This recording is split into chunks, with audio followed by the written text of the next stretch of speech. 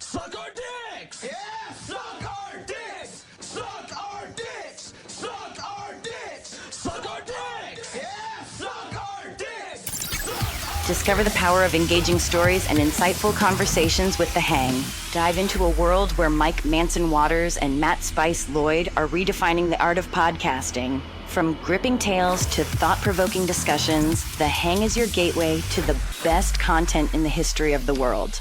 Don't miss out on the experience that everyone is talking about. Close enough. Only got one thing. Only got one screen. I mean, my bad. My bad. Welcome to The Hang with Mike and Matt. Hi, Mike. I'm going to remember to turn the camera right now. Look at me. Look at me. Look at you go. Fucking glitchy. Look at you. Welcome to Hang with Mike and Matt. What's up, Matt? Oh, you know, man, it's been a minute. Has. Because we didn't do one of these last week, so it's been 2 weeks, and there's just like all the stuff that happens. New Pope. Yeah, right. That was like new Pope has been chosen, for God's sake. Norm from Cheers died. I was on my list too. Norm from Cheers. Cheers died.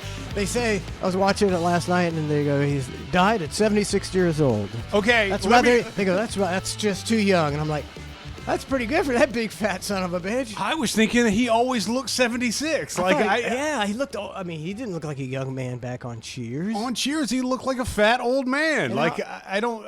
It was weird. I was like, only 76? Like I was thinking he would have been like 98 or something like that. How? I don't even know when Cheers. When was Cheers on? Oh God, I was still in my tighty whities, dude. I had to be. I mean, that was mid 80s, right? Cheers. Come on, give me the first 275. See, it premiered on 1982. Yeah, dude. 92, 2000. Oh, 22. Yeah, 43 years. So he was 33. There's no way that man looked 33. He looked, I he mean, looked a solid 48. dude, there's just no way. Wow. Ted Danson was a handsome fella. Now, if I'm correct me if I'm wrong, but in that show, wasn't the plot of that show like Ted Danson? Did he own the bar and he was also a former pitcher of like the Boston Red Sox or something like that? And then like his career fell short and then he became a bartender. Is that what? He was a former major leaguer, but I don't think I think he just, was up for a minute. Okay. And then he got hurt or something. And so, he was a major leaguer, but not. I know. What a real life plot, because you can totally see that happening. I know a guy was like that. He had a cup of coffee up in the majors. Yeah, well, and And it's like, well, that's cool. He made it to the majors, man. That's unbelievable. Yeah. Well, and then the NFL guys, for some reason, for a number of years, I don't know if it's still the case, because the money's so different now in sports than it was. Yeah. But there was a brief period of time, at least a decade. I say brief, but at least a decade, where if you were a football player and you were out in a couple of years, which most are, you just became a used car salesman. And the GM of the used car dealership would go, oh, yeah, former player, yeah, we'll hire you. And then they would hope to piggyback off of some sort of NFL fame that you had. So, they could tell their buddies, hey, you know who's working here? Remember that wide receiver that played for the Bucs for 2 years? Exactly. And that cycle would go on in these car dealerships for years. And you'd walk into a car dealership and you'd be like, this is a rather huge person, huge human to be selling used cars. And then sure enough, you'd shake their hand and they had these big bare hands and you're going, it's almost like this person was an old defensive lineman or something. It was always the case. And they'll tell you pretty quickly. Yes, they would absolutely tell you. I don't know if it's Morgan and Morgan, but they hire people. They hire, ex. The Charlie Crists of the world? Charlie Chris. And they had the quarterback for South Carolina. I was like, he's not a lawyer. What are they doing? Why are they hiring this guy? He wasn't even an attorney? He was just I don't think he was. He's just, they just hire these guys. I like this guy. So you can imagine, you're in the, meeting with your lawyer, then if Charlie Chris walks in, and if you're a mark for that kind of stuff, you're like, wow. Yeah. This lawyer must be good. Yeah. Screw that guy's the biggest con artist ever. Charlie Crist? Yeah. Come on. I think everything in his life is a lie. I always liked doing shots with him, and I always liked taking pictures with him because it was a different Charlie every time. So like I could go through my timeline of pictures and correspondence with a guy like that and be like, yep, at this point he was a Republican. Yep. And then at this point he was Democrat. And this point he was independent. And at this point he went back to Republican. And at this point he said he wasn't gay. And at this point he sure looks gay. Like, you know, Yep. Not that there's anything wrong with that, Charlie. No, I no. don't, nothing at all. But you'd see these different phases, but he was always tan. Always looked good, well-spoken. Seemed like a nice guy. It's just, see, he's a kind of a harmless con artist. You're not really hurting anybody. He's got a giant white collar. You know what I mean? He's a big white collar. Just big. He's running a long-ass A con. nice white collar to him. Charlie Crist. I was thinking about John Morgan the other day. I heard he's running for governor. And I was thinking, wow, it's just what we need is another 70-plus-year-old fucking man running the government. And it's like, John Morgan is not for the people. John Morgan is from John Morgan, like every other attorney, and if your case ain't gonna make money, he ain't gonna take it. He don't really care about people. He cares about making money, and he doesn't care about governing the state of Florida. He cares about making Morgan and John Morgan even more powerful with the power you get with being the governor of a state. Wow, you just hit me with a lot of stuff. I didn't think that. I didn't even know about him. I like him. Yes, I didn't know about him running. That's just like yesterday, I think, or the day before. No kidding. Is that he hasn't declared? And typical John Morgan. Morgan. He's a cool guy. I'm not saying he's just not. He's just not for the people. He's like, well, I'm gonna wait for it to flush out, and then dive in at the end. He says, I'm not a marathon man. He said, I'm going to see how when it gets close. So wait, so in other words, like, which is honestly, it's smart. Like, if you always look at the people that enter the presidential race, it's like a horse race. They're all faders. And it's like, okay, who's in it for the long haul? And usually the one that's in it for the long haul is the one that gets in last because they're looking at the blood on the walls. You know what I mean? They're looking at everybody's got knives in their back already. Like the blood's on the walls, and then they can go, all right, time for me to clean up. And then they come in there like the cleaner, drop a bunch of cash, and call it a day. Yeah, it's a pretty brilliant strategy. It happens and it works. So if he jumps in, it's like 6-8 months before the race. Oh, he could probably do less than that. He doesn't have to get grilled. He doesn't have to get interviewed. He doesn't have to get nothing. No. They're not going to be talking about him during the debates. Exactly. Yeah. He won't even have to do a debate if he's coming at it right. And the way, but he's more on the left, which is a bad time in Florida. So we'll have to see how the state is doing. When is the next governor deal? 24, probably. 24. Probably 24. We're in 25. Oh wait, no, I'm 26. I mean 26. 26? 26. So like a year and a half. I mean, year and a half. Yeah. We'll see. I mean, that's a long time, and a lot of shit's going down, and Florida's. Now, does that mean he would have to divest from his law firm, or can you run like the nation's largest law firm and be the governor? Because if you can, God bless it. I don't know, but like, I don't know the answer to that. Like, that's a good question. And he may. I mean, if he stepped back, I probably wouldn't miss a beat. It would be fine. It's a behemoth. It's a behemoth, and he his family runs it, and he's getting older. He might say, well, if I win the governorship, I'm gonna have to divest. But you're not really divesting. You're just passing it along to the rest of the family. It's like if you were divested from a corporation that your family ran. And they call you up and say, Dad, we're having this problem. Sorry, I can't talk about business anymore. Nobody's doing that shit. No. And furthermore, I would imagine if anybody like that, if it did go down like that, and they saw something wrong with the business and they were divested, but it's the shit they built, they would certainly call up the people and go, hey, I know I'm divested, but you better right this wrong here. You better get the ship back on. Yeah, come on. That's just the way that's how it goes. Yeah. I mean, we do. Like, I wouldn't have a problem with it because I do the same thing.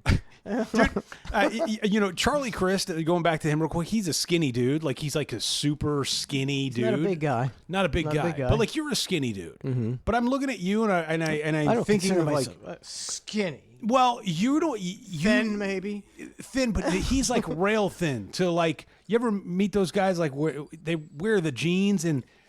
Like, I'm not saying I want to, like, imagine that dude naked, but if you imagine that dude naked, he's just got to look like an old piece of beef jerky. Like, there's just straight down, just tan, just a gruesome sight, nude. And that's not, I know, Charlie, that might sound bad. I don't mean it in a bad way, but, get undressed. Look at yourself in the mirror. You'll know what I mean. But like, I look like a pug. It's okay. If you look at how old Charlie Crist, 70. I don't know. Couldn't tell you, but he's looked the same for. He takes his clothes off in front of the mirror, and you say he's a leathery, wrinkly, disgusting. But you take giving himself positive affirmations in the mirror. Yeah, I'm a Republican. I'm a Democrat. He's practicing. I'm a chameleon. And then you take Charlie Crist with no tan and put him in front of a mirror. I think that's worse.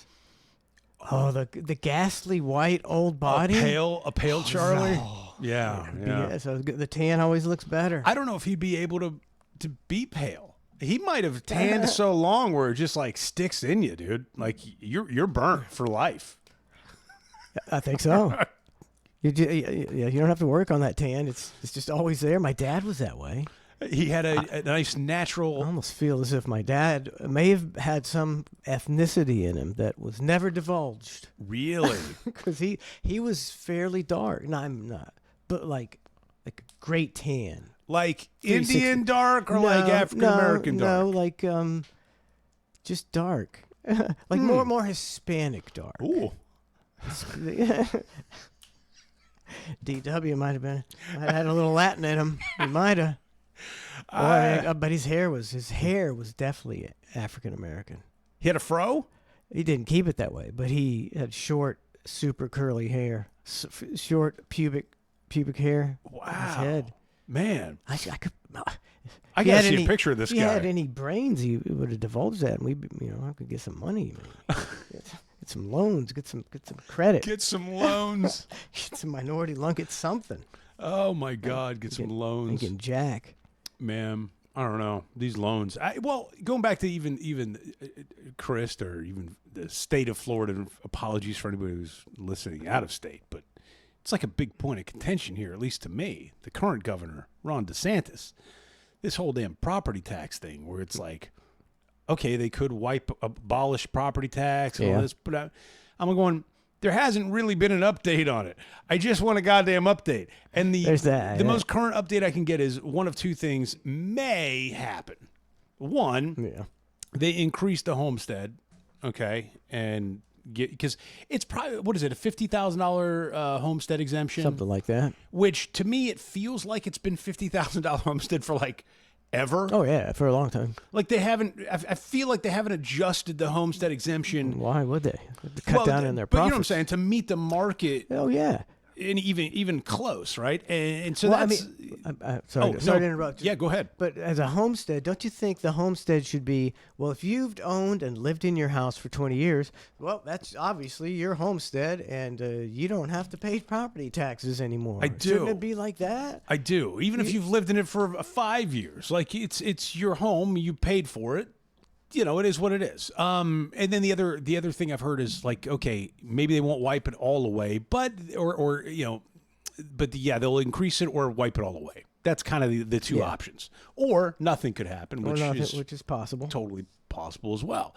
Either way, the situation's frustrating because I'm sitting here like, come on, let's get something done, and then it has to meet that 60%. Approval in the vote, no matter which way they go, it's got to get to 60% to approve, right? Whether they're increasing the homestead or whatever. But I'm sitting here going, the problem with the 60% is you got 80% of assholes voting.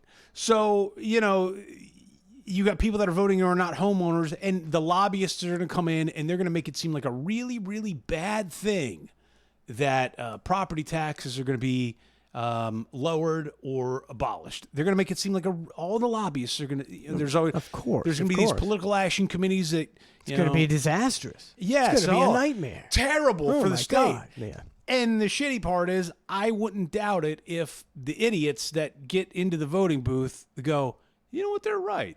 I'm not in favor of this lowering property taxes thing. In fact, I think we should raise it. I could totally see that happening, it's mind-boggling, but I could see it. Yeah, and then you think how many people rent. Yep. And they're like, yeah, make those guys pay for it. Yeah. So it's. But little do they know they're going to end up paying for the end anyways because the landlord's going to slowly increase the rent. Anyways. But does that have to be an amendment? I know, I feel that way sometimes. Does that have to be an amendment that the people vote on? I think the state. Why? I don't know, but on the news, I think state legislator can't abolish or raise the homeowners without a vote from. No, because you've got to amend the state constitution. Why? Why is that? That's not a constitution. I think. Why should I don't know what's in the state constitution. Look, man, I've never read the state constitution. In fact, I don't really know there was a state constitution until a number of years ago. One. It's a myth. Nobody's ever seen the state constitution. Who wrote our state constitution? I don't know who was there. I want to know who was there. In what year was it written? What jobbers wrote it? Did they do a copy and paste thing from the United States Constitution? Like, we'll just that seemed all like pretty good stuff. We'll just go with that. I think very few people know. So does every state? So every state must have a constitution. Maybe. I guess they all looked at the end and say, "Oh, they got a constitution." Does anybody know who wrote the Florida State Constitution? I can almost guarantee it's a bunch of jobbers, and we're living with it for the rest of our lives. Yeah, based on some jobbers. At least the jobbers back in the Revolutionary War, at least the founding fathers, they were pretty smart. They were well educated. What year do you think the Florida Constitution was structured? I don't even know when the Florida became a state. I couldn't even tell you. I'm going to say 1955. I have no idea. The first one was adopted in 1838. Oh. I didn't know we were a state in 1838. And the current version was ratified in 1968. It has been amended. How many times do you think the Florida State Constitution has been amended? Which, to me, is weird, too, because it's like, hey, here's the Constitution. And they're like, yeah, but no. We're going to change this. Just change it however they want. Which is fine, but, I mean, some things need to be changed. I get it. Some do. But what do you think? How many times do you think the Florida State Constitution has been amended? A lot. Or it might not be. Okay, well, how many amendments are there in the United States Constitution? Like 24 or something, 25? I don't know, but the Florida one's been amended 146 times. Wow. To benefit the politicians. Well, let's change it to, that's how it works. Emerson Johnson subscribed for 71 months. Emerson! That's a hellacious long time, Emerson Johnson. Woo! Thank you very much. Thank you, Emerson Johnson. Here's to Emerson Johnson. The Emerson Johnson. Oh, you know what? Are we doing a creative loafing thing this year? Because it's already that time again, and we won Best of the Bay last year. Are we doing that again? I mean... Are we already our award-winning show? I don't know. One and done? Just walk away? Barry Sanders style? Yeah, it seems like a bit of a thing. It seems like a big to-do. I mean, it's a lot of, we have to do all the promotion. And I constantly have to say beg for people to go and vote and stuff. It's like, I don't know, that's what everybody does. It's just a big beg for votes competition. It means nothing. Beg of the Bay? It's beg of the Bay. It's bribe and beg of the Bay. I imagine if you get an ad that puts you in the top 3, and then they decide from there. Ooh. All right. So we need to put an ad about it. So, yeah, I mean, maybe we just do that route. Just buy a full-page ad. We should, as a rib. We should at least price it out, because you never know nowadays. It could be cheap. They'd be price. You got to print ad. It's got to be, I don't know, $20. Exactly. No, I think it's rather expensive still. I think. Probably is. I mean, they're still around. Well, they're going to go, oh, well, we've got distribution at this many places, but it's like, yeah, but who's actually picking them up? Like, I remember I would go to a place. Remember we used to go to that place called Pita's? Yeah. Pita Republic. We'd get some sandwiches and hang. And we'd go in there, and there would be all the little local newspapers on top, and you would maybe thumb through it a little bit, but I don't think anybody's thumbing through those anymore. Are they like anywhere? Like they just sit there on their phone now. Now you just scroll through your phone. You doom scroll. I think like Creative Loafing, I'm sure, is online. Yeah. So, but I'm not going to it. I'm not either. But no offense, Creative Loafing. I don't know who's going to that. It's not in my bookmarks. But nobody's picking up, and you don't really see it much anymore. You don't see them. They used to be all over.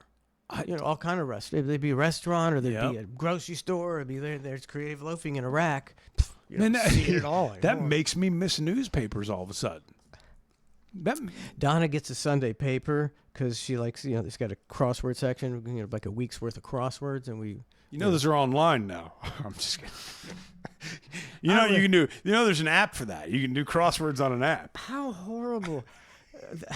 I mean, I'm going to get... You're the one that buys the Sunday paper still for the crosswords? Yeah, hell yeah. I love crossword puzzles.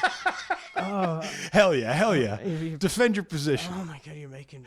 The joy of filling in the squares with hand and pen. Oh. Could never be matched. No. Could never be matched. The joy of going to the back page and looking at the obituaries, seeing exactly who died and why. I'm not saying there should be newspapers. So if they could just deliver on Sundays a crossword, you would be okay with that. I think they would. Well, yeah. Okay. I don't read. We don't read the paper. Perfect. We used to, but now it's like. So at like Barnes and Noble and places like that, they've got books, Mike. And they're filled with crosswords. There's crossword puzzle books. There's like 9,000 of them in there, and you can just do one. You too can help put newspapers out of business. That's part of the problem with America. Yeah, I mean, There's no journalism anymore. No investigative reporting. I do miss a certain aspect of going out and picking up the paper in the morning. It would be that wet, dewy. Yeah. Plastic condom that would stay over top of the paper, and you'd hope it protected it and there was no rip in it because otherwise the paper would get wet. No. A little soggy paper, bringing it in and thumbing through the I enjoy it. I don't miss it that much, but I miss it a little bit. I think people are like, that's a thing. Like, just like when you get a plate of food at a restaurant, if the presentation is good, it definitely makes the meal better. And the things that you do, like writing crosswords, or things that you do, or reading and turning a page, it was an experience. And now you just that ain't. That's why people don't retain, they say, as much reading digitally. Maybe, but for the purposes of what you're doing, it's doing the same thing. What do you mean? I don't know. You can get an app for that. For what? For reading? For crosswords. Oh, but I don't want to. I like to write. All right. I can't imagine not writing the. I'm going to make you a very special crossword. At the end of it, it's going to say newspapers are out of business. Oh, that's coming. That's coming. That's Donna, when she got the one, and it was for a Sunday paper, it was $3.50. What for a Sunday paper? Sunday paper, it was one paper, $3.50. Dude, did you ever buy paper? Wait, this is recently? Yeah, it was like last week. Oh my God! It used no wonder. Be 50 cents. Used to be a quarter, dude. I remember going to the newspaper stand because they would set them bitches on every corner. They would set them on. Didn't they used to like set them too on? You'd find them like on top everywhere of find them on top of sewers, and it's like, how would they access the sewer if they needed to when you got a goddamn Tampa Tribune and a St. Pete Times thing going side by side? Anyway, I remember them being a quarter. You mean over a manhole? I don't know what you're saying. Yeah, manhole. Yeah, manhole. On top of a manhole. Yeah, top of a manhole. Nobody's going down those manholes. Seemed weird. I was like, you ever try to lift a manhole? Things are heavy. They're very heavy. Yeah, it seemed right. But there was also a trick. If you lifted down on both of those sides of the newspaper thing quickly enough, it would automatically open, and you could just get a paper as opposed to pay the quarter for it or whatever. Paying a quarter. But I remember people showing me that trick. I'm like, huh. Or you pay the quarter. I mean, it was a total honor system. Total. I mean, the whole thing. No wonder it went under, dude. You can't. How many people were taking one paper? I mean, A lot of really. people prop it open so that that you could everybody else would get it free. Or yeah, you would just take all 8 papers. Yeah. Like no wonder it went out of I business. would always pay for my paper. I did too, and I'm not going to Unless say it was, that maybe. I mean, if it was like open, like kind of crap. I didn't. No, I just took it. It's like, sorry, I didn't do it. Yeah, you got it. It's a loophole. It's a loophole. Sorry about your luck. I guess you wanted me to have. You should have better security.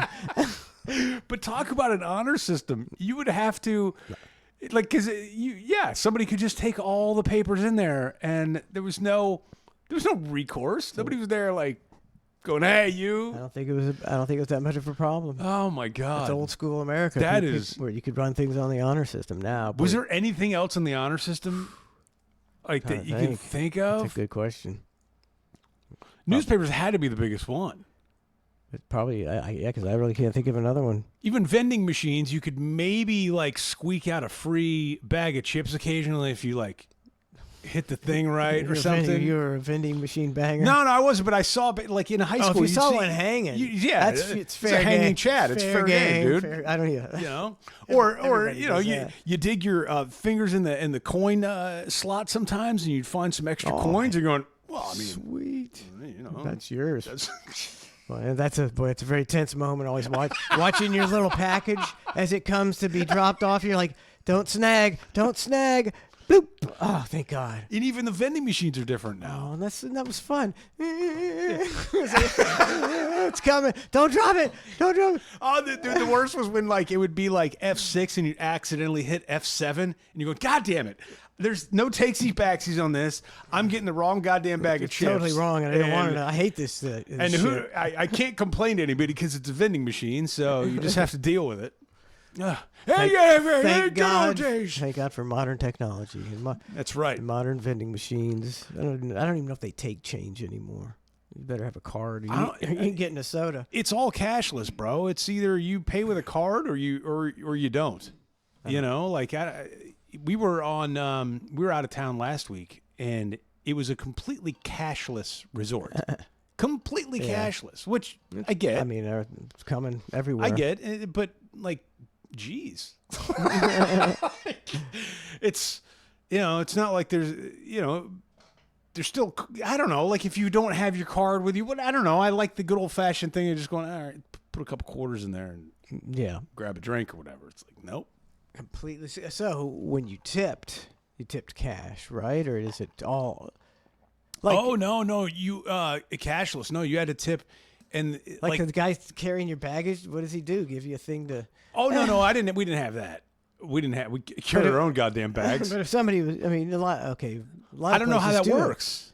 That's a good Like question. who else would you tip? I guess if you're at the restaurant, you just charge it. Well, now they do, Do you think a that's, weird. think that's less tips? People tip less? Oh no, that they're way? getting way more Think tips. they get more? Because what they're doing now is they stare at you. They'll give you the payment machine, and then they stare at you, and they go, "It's going to ask you a couple questions," and then you're like, Yeah. "Okay," but they don't leave the table to give you time to think about like, "Gee, how was the service? Was it good? Like, what should I tip?" Like, and it starts automatically off at like 22% or something. Yeah.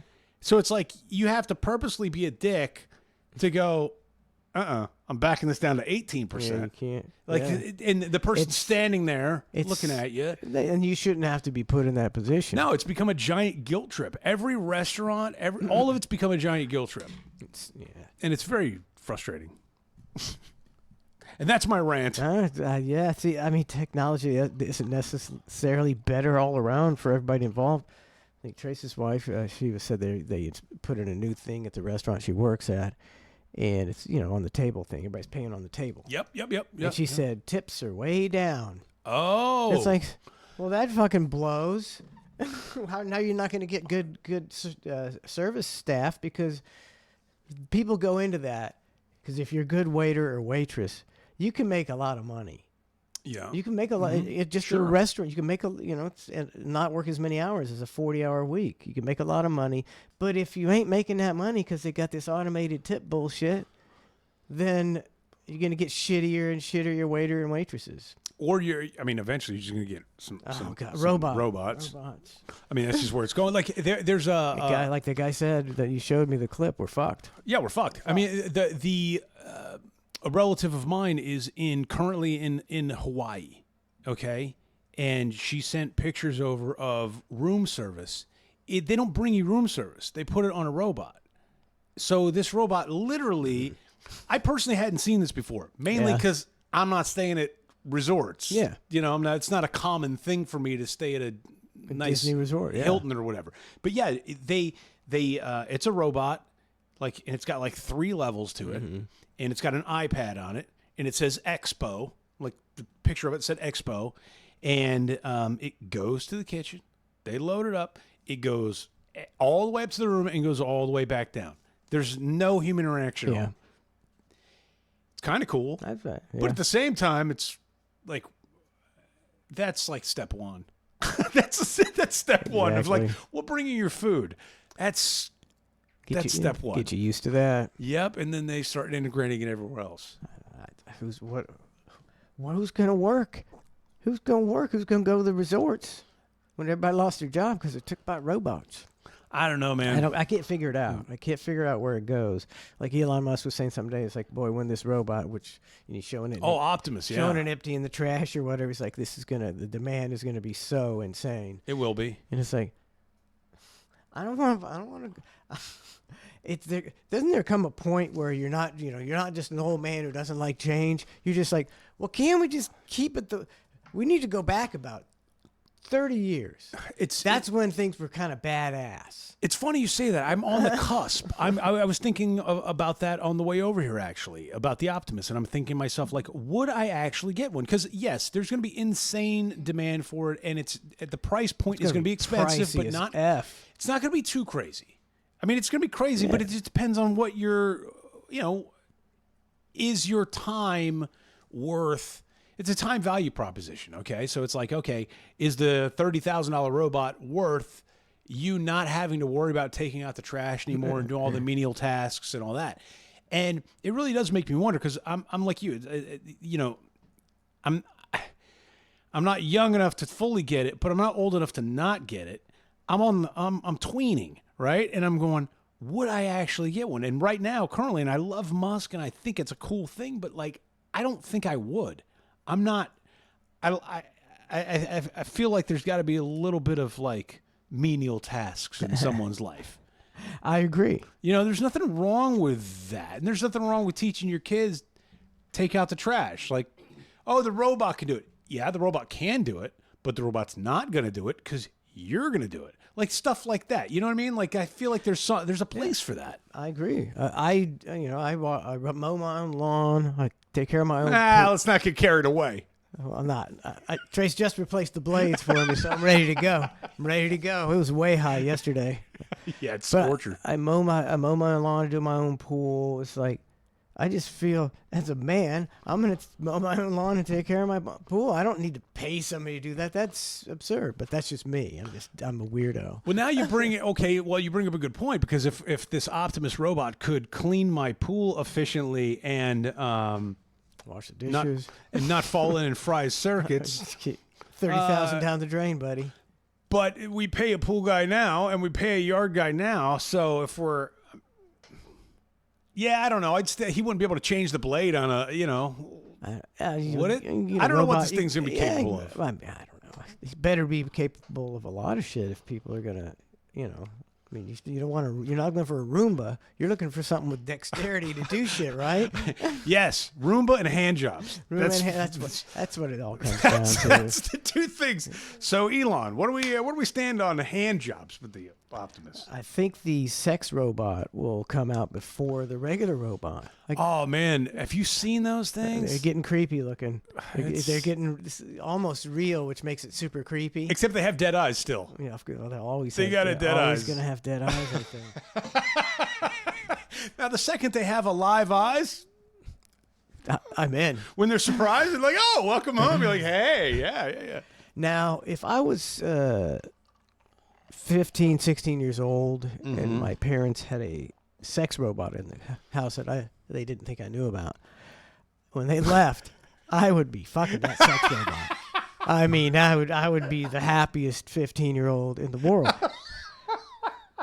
But I think as an adult, it's like, no way am I fucking a sex robot. I think you think of yourself differently after that. You do. You're just like, oh my God. Well, I always just think about the dead people that may or may not be in heaven or hell or wherever the hell they are, wherever the heck they are. I just always think of them and I go, I don't think they'd be proud of this decision right now. Yeah, I know Like, nobody's looking, but I feel like people are looking. Yeah, if they are looking, they're not going to be happy with me right now. This is not a great look for me. They're disgusted.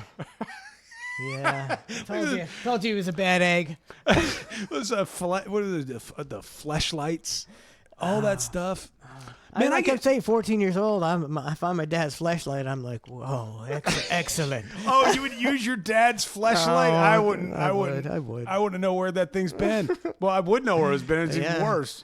I don't know.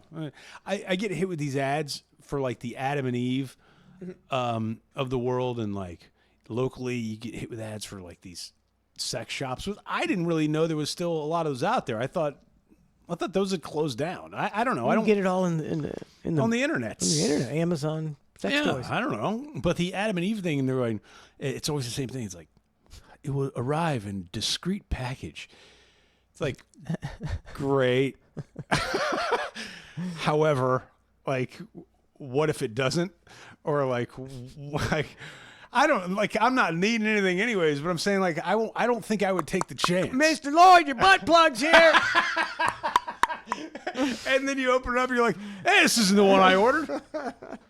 It's not the right one. Used. I'm going to have to return this. I got to take it up to UPS in a discreet package. Like, I don't know. I'm not returning any of that stuff, by the way. If I were to order something nasty like that and they brought the wrong one, No. I'm chalking it up to a loss. Yeah, I don't think you go through that hassle. Right in the trash can. Let's call it a night. UPS guy coming back to pick it up. Yeah, I don't think so. And then you miss him. He's got to leave a note on the door. Be like, we've been here 3 days in a row. We're here to pick up that butt plug. Yeah, come on. What's up? This is the last time I'm coming back. No, so real quick, what didn't you like about the butt plug? It was too small. It's too small. Really, too small. Yeah. Adam and Eve. Adam and Eve. Yeah, they did yeah. I don't know. I guess they're still doing well. Whatever's going on with the toy section. If you go in Walmart or CVS or even Publix, any of those stores, like there's like sex toys in the aisle. Like it's like what kind? Like a vibrator? Yeah, man. They say it's like a massager. They'll say they can say whatever they want. It's right, and it looks like whoa. It's in between the tampons and the condoms. There's only one thing. You know what I mean? Like there's 3-in-1 massager, Matt. Yeah, deep tingling massage is what I hear. Oh come on! All I know is I was walking by that aisle one day and I had to do I was like, what, they got those here? But the thing is, they're under glass anyways, so like you have to have somebody go with a lock. Key? Yeah, they're under lock and key. No. So it's like, even if you were to want to purchase something like that, you got to have some balls to be like, hey, I need some assistance. I ain't doing it. No way. No way. I don't even like to I don't even like to purchase tampons for the women in my life. I hate it. It's I don't know. I always get embarrassed by it. It's just not something I'm like wanting to do. You know? I don't know. Nowadays, you might get asked your pronouns. See, you're like, no, I swear they're from my family. Well, nowadays there's self-checkout, so I can I can build a wall around and be like, oh, I'll buy a steak, and then I'll slip this. You don't even like to buy himself checkout? Oh, I will, but it's got to be discreet. It's a discreet purchase. Women bleed, Matt. I don't. Well, then let them go buy.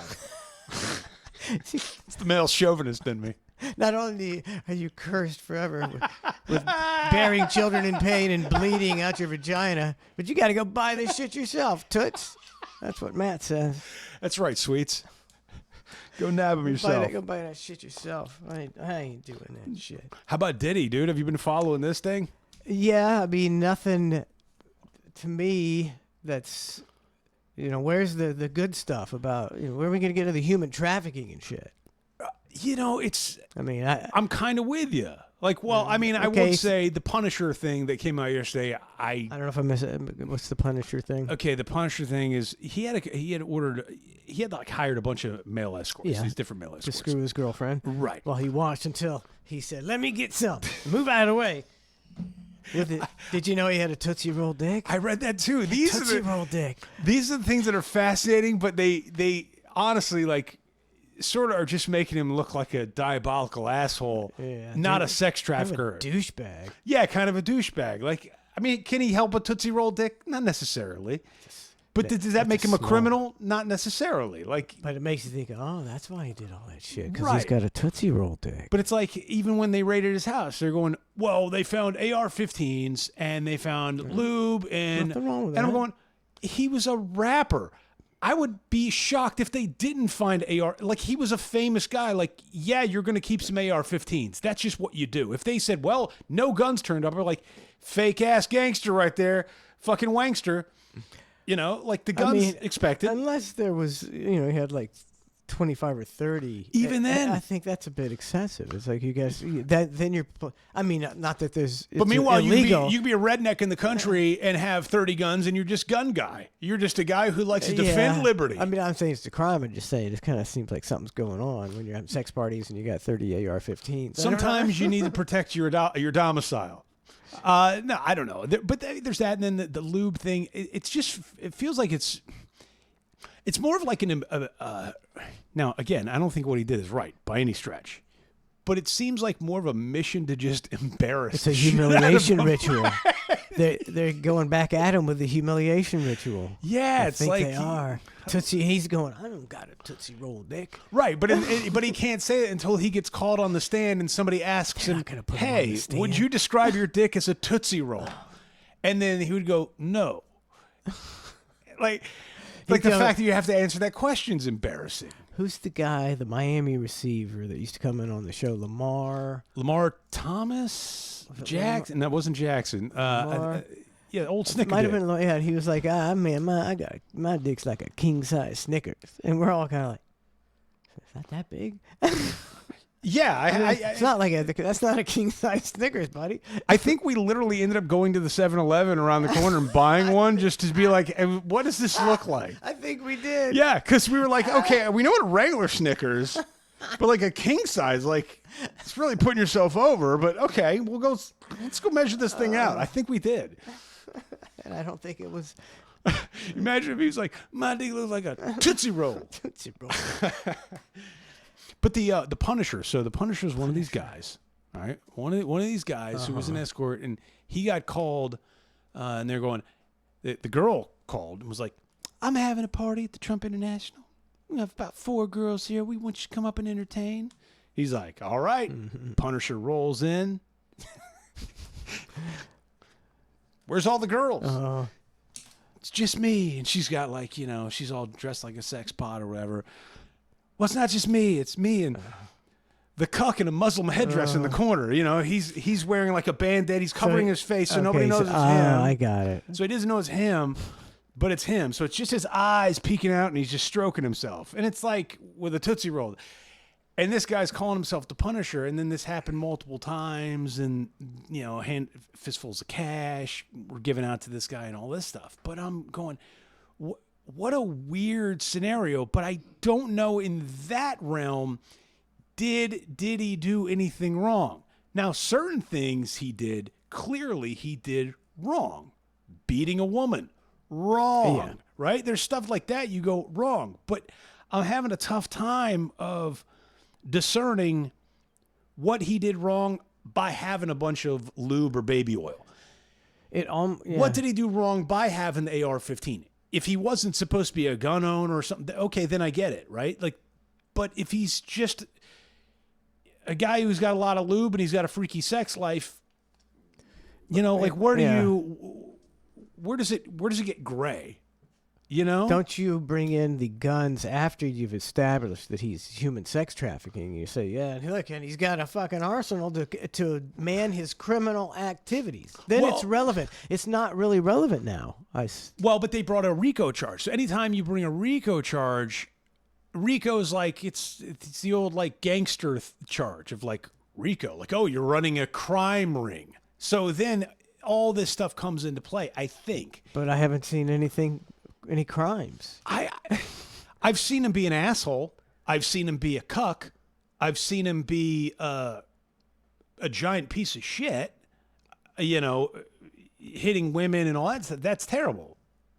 But I'm also trying to figure out, like, how far along was she in on it or was she not? Now, the argument to that is, if you have a discussion with somebody like a woman about this, most women would be like, you can't just escape that domestic violence. Like, there's a reason why she was trapped in it and all that. Yeah. So I try to keep that in mind. But I also don't necessarily trust prosecutors. No, not at all. That's where it's weird. But isn't it irrelevant if a woman is abused and stays in the relationship? I don't think that forgives the abuse. No, nor should it. So he's still. But she was also somewhat of a willing participant, according to her texts and actions. But was she truly a willing participant, or was she participating because she was under duress and she was afraid to leave? Like, that's where. Well, one of the male escorts said he witnessed or heard some of the abuse where he was, beating up on his girlfriend, but he didn't go to the cops because he was afraid Diddy would kill him. So if he thought Diddy would kill him, maybe the woman that lived with Diddy definitely thought she would get killed if she did anything. Which makes me think Diddy's guilty. And he did the thing to Kid Cudi's car. Which is crazy as shit. shit. Which didn't seem to get hardly any play at all. It seems to be the worst thing. He blew up a guy's car. When it happened, the rapper Kid Cudi was like, people going, pretty sure we think Diddy blew up his car. And Cudi's like, I don't know, it could have been Diddy. How do you get away with that? Yeah, the guy blew up somebody's car. Like, what the fuck is going on? Like, how is he not arrested for that? Like, how is this coming out years later? And furthermore, how come years later, the thing that kind of pisses me off, I guess, on somewhat is the pile-on factor, where it's like, once one person is brave enough to step out. Oh yeah. Then all of a sudden, always happens. It's like, it happens in politics too. It's like, oh, well, we knew Biden's ability was diminished, but nobody would listen to us. And it's like, oh, we knew his. Now everybody wants to say that Biden. Oh yeah, we knew he was long gone, but nobody wanted to step out and actually say it. You know what I mean? Like, once you see the first person that says it, really, really I've already bumbled 3 times. Takes all the heat, and then the heat gets way less. The second person. Oh yeah, I kind of did it too. They're like, yeah, but this, it's, to me, like, that's the most egregious lie, the most flagrant lie that's just right out in the open and so obvious that was told to the American people, and everybody knows it's a lie. And now they're coming out. You can tell it's a lie. And it still doesn't matter. Yeah, but it doesn't matter. Even go back to Diddy stuff, and they're going, well, we know how Diddy kept his hair so dark and clean looking. He was using Just for Men. And it's like, okay, who gives a fuck? Like, yeah, so now he's gray because he doesn't have access. Like, this is like a trial? I'm not saying it was in a trial, but it's in like articles and things of like, oh, they also found Just for Men. Okay. So the dude wanted to darken his hair a bit to keep his fro dark. Does that make him? Does that have anything to do with him being a bad dude? I don't think so. It's just it's a fun fact. It's something to humiliate him a bit. I don't get it. I heard one guy say, one of these talking heads, he's like, he was a lawyer. You always want to start out with your strongest witness. And they started out with Cassie, and basically she just said he was, kinky. He said, you like to jack off while other guys bang her. Well, that ain't a crime. But he did secretly record them. And that's like a ticky-tack. It ain't ticky-tack. Is that a big? Oh, no, I guess it's since they're having sex. That's revenge porn kind of deal. If you've secretly, there's a problem there, brother. But no, I mean, for real, like, that's an issue so I guess it's multi-layered, but when you come down to like just Diddy standing in court, like, it's got to just be the most humiliating thing for him in the world. Like, take away all the crimes and all that stuff. Like, that's terrible enough. But then to be like, so you have a Tootsie Roll dick and you were wearing a Muslim head wrap and wanking in the corner. Like, that's just got to be awful to hear. And to know the trial's going to last for weeks more and just go, oh man, just get it over already. unless he, you know, it's all in the works, and he's going to get acquitted. If he gets acquitted, if he gets acquitted, he's still Diddy. If he gets acquitted, I will not think there's justice in this country. I don't know if he's guilty of everything they're saying he's guilty of, but he's definitely guilty enough to be doing some time. If you see a video of a man kicking a girl in the head, throwing her on the ground, and dragging her off, right? What is that? It's a couple years at least, right? Right. Couple 5 years in prison. You can't do that. Yeah, I mean, at least there's got to be something. So if he gets out completely, I'd be disappointed. You know, but do I think he needs to be there for life? I don't know. I don't know. I mean, you'd think they'd have, you know, some better witnesses telling some. You think they're just getting started, right? Maybe they are. Maybe they're going to slow roll into it. I don't know. Right now, it's like, what if they just rolled out another male escort just for weeks and weeks and weeks, and they're like, oh, this. Yesterday we met the Punisher. Today we'll meet the Violator. The Violator's up on the stand now. Tell us, Violator, what happened with you? It's going to be like Johnny. There must be some shit going down. It's got to be crazy. This is a big distraction, like the Johnny Depp trial. Oh. That went on for months. This is just a Johnny Depp deal. And see, I think Johnny Depp is an asshole too. He seems like a drunk addict, kind of a douchebag. Yeah, drunk addict. But she also seemed crazy. I think it was just a volatile relationship. It's like Pam and Tommy Lee. I mean, you know, you get a couple of trashy people together, and the sparks are gonna fly. But what did they do? They didn't do anything wrong, did they? Oh, he was always brandishing weapons and things like that. I mean, you know, look, what are you gonna do? You're. Yeah, I think he was in trouble all the time. Ow! Ow! Ow! Like to brandish weapons in people's faces and stuff. You know, he was trash. He's just trash. Tommy yeah, Lee maybe. I don't remember all the stuff he went through. Huge trash. You just look at the guy and hear him talk. He's just huge white trash. If he wasn't drumming for Motley Crue, he'd be working, you know, at Jiffy Lube. If he had a job. Yeah, before the robots take his gig. He'd be in prison. Mr. Lee. A robot's going to replace your 10 oil jobs. We're going to replace him in the drum kit, too.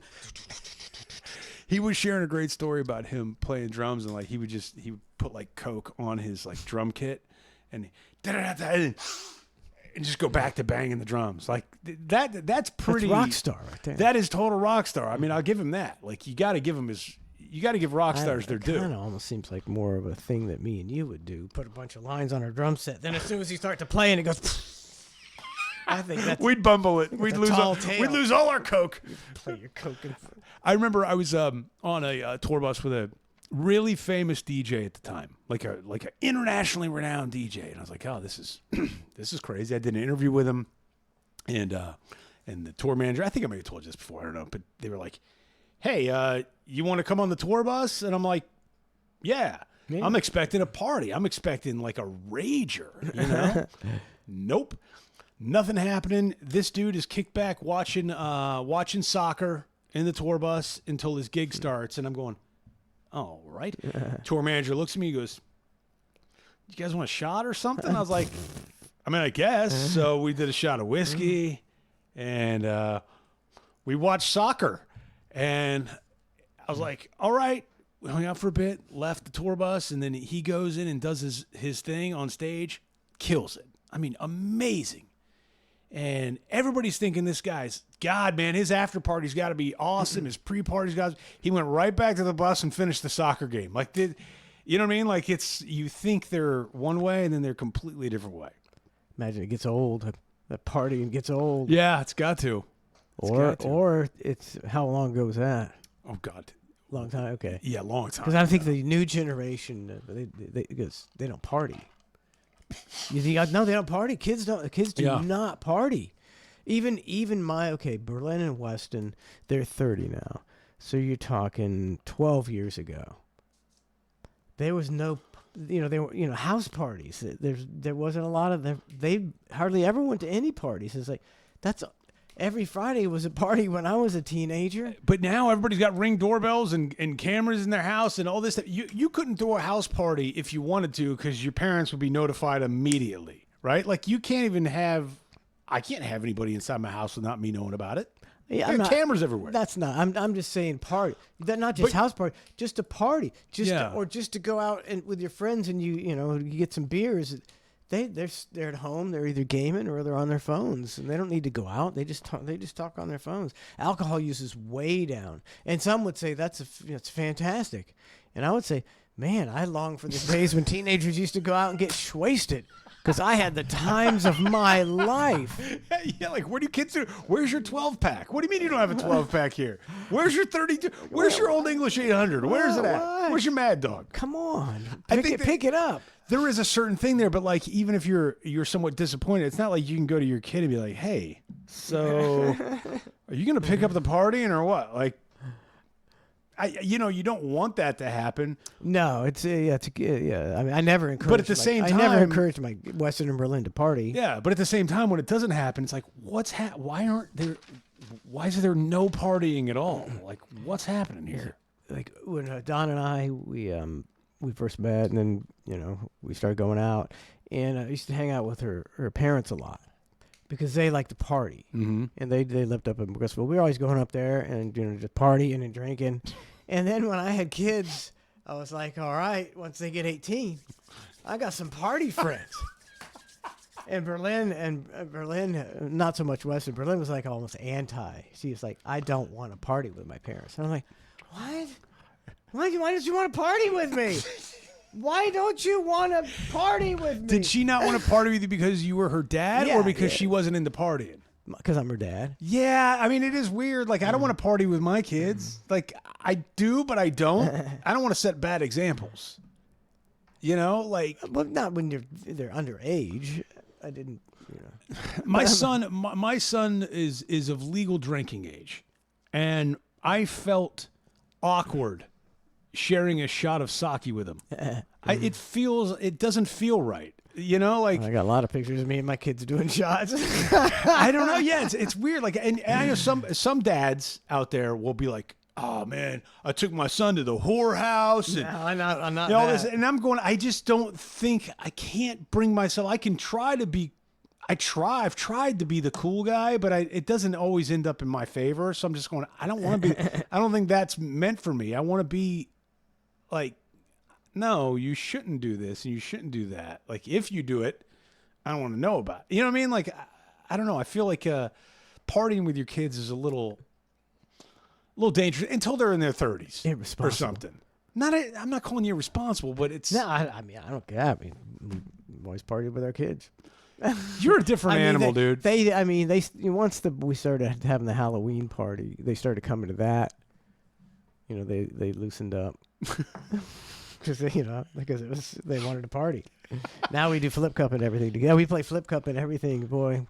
Yeah, we are bad parents, Matt. If you go through the list, right, and you go, well, have you introduced your kids to drugs? Have you introduced your kids to alcohol? Have you smoked marijuana with your kids? Have you drank alcohol with your kid? You're going to check all those boxes. It doesn't make you a bad parent. Yeah. But the optics of it like... Yeah, you would from 30,000 feet. It doesn't look good. I sound like a dirtbag. Yeah, I smoked weed and drank with all my kids. Yeah, okay, Tommy. Never even thought twice about it. Yeah, but then when you take a step back and you look at it on paper, you go, "Oh, that doesn't look good on paper." Yeah, it don't bother me though. Yeah. See, because in the situation, it felt okay. No, but on paper, it didn't look right. Paper's fine. Yeah, well, yeah, you're different. For me, because I don't, Yeah. I can't imagine not hanging out and partying with my kid. Can't imagine my kids not coming to the Halloween party and having a good time. I do that movie like, who wants to play checkers? Like, yeah, we're not going to play checkers. I'm just trying to find some good innocent fun. Checkers. Stiff household. Jeez, Lord. We like to party. Who wants to play checkers? Man, it's already been an hour. Hot damn. Wow. Yeah, look at that. Time flies. It sure does. Time flies. When you're bitching about fuck shit, time flies. Well, if you thought the first hour of the hang was good, there's a whole nother hour of hanging, followed by another hour of hanging at clusterfshow.com for the VIPs. That's right, the VIP. So a lot of hanging left to be hung. VW Rick says, oh, thank God to hang back with the VIP content. That's right. That's right. Ned did a VIP show 2 days ago. How'd that go? Oh, I just take all the crap that Clusterf doesn't talk about. But it's good crap because, like he's like this. We could have a whole list and we don't get to, it's a good list, but we don't get to the list. We're just going to hang I know. and bullshit. I sent like videos over today. I sent some stuff. But I'm not saying we have to get to it. I think we will, probably. Maybe a couple of them. I think maybe we should like turn it to chat some point in time. And I'm not, but like, let's just do like a topic, like whatever topic they want to bring up. What do you want the topic? It doesn't matter. Whoever's first in on chat, it could be a random ass topic and we hit on it.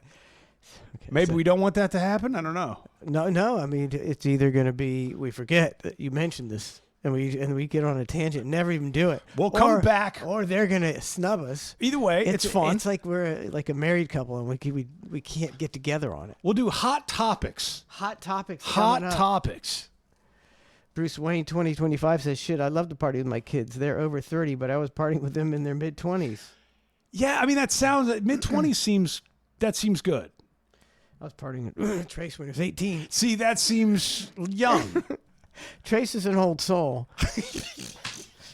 By the time he was 17, we were... Tell it to the officers. The time he was 17, we were letting him have parties out there and just taking everybody's keys. Because we're like, otherwise he's going to die. He can't be stopped. You just have to, you can't stop. You just have to hope to contain him. Bring free beer for your friends over here. Oh, my God, at 17? Yeah, we did. I mean, we took the keys, and it's one of those things where you get sued for, but his friends' parents weren't the kind that were going to sue you. Yeah. And they weren't going to, I'm not letting kids drive drunk from here. Right. Absolutely not. But they certainly got drunk here. It's a safe place. God, I would have killed it if I had a safe place to get drunk when I was a kid. Now I don't think you can. I don't know. It's too many ways to get pinched. Everybody sees the world. The world is this is the world now. Some Karen's gonna knock on your door and be like, I heard that my daughter was over here and you guys had a raging kegger. Delinquency of a minor. Let me get well, more hang. More hang time. And it's chat. Hot topics. Hot topics. Hot is the biggest lie you've ever said, Matt. Chat. It's not even. But we'll see.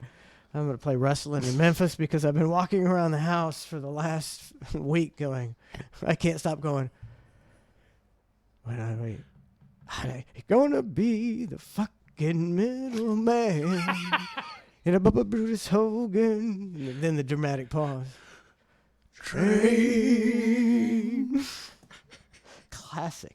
It's a real Delilah moment. We'll be right back with more of The Hang. Just powerful people. Just powerful people. Put on his wrestling boots and he boarded the plane. He's gonna be the fucking middleman in a Bubba Brutus Hogan train. He's not making any money. He's almost doing this for free. Ain't got no first class ticket. He's a big fat jabroni and he's wrestling in Memphis. Will he be a baby or will he be a heel? Wrestling in Memphis. Does Bubba even know wrestling's not real? Saw the ghost of Elvis. He said, how do you do? He walked right up to fucking Hogan and made fun of his Fu Manchu. He said, sweet, I heard your wife's boobs are as big as damn balloons.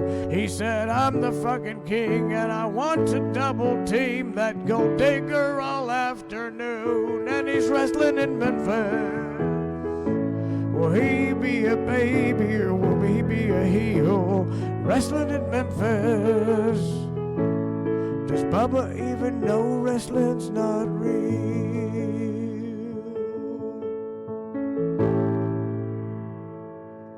They will wrestle the assassins.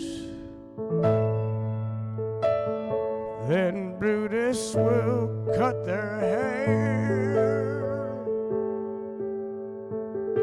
The honky-tonk man will do a run-in, and you with a metal chair. He'll kick your ass in Memphis. Tranky's out.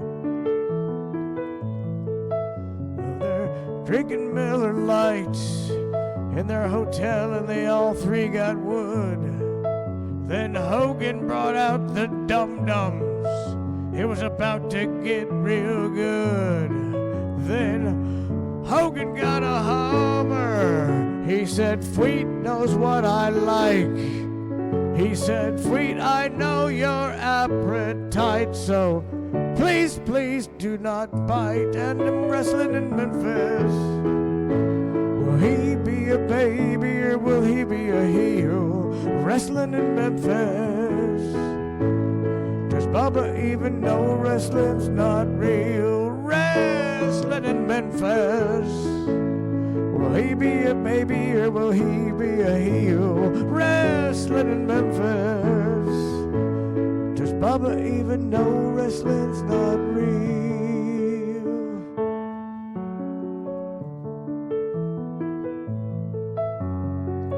Put on his wrestling boots and he boarded the plane.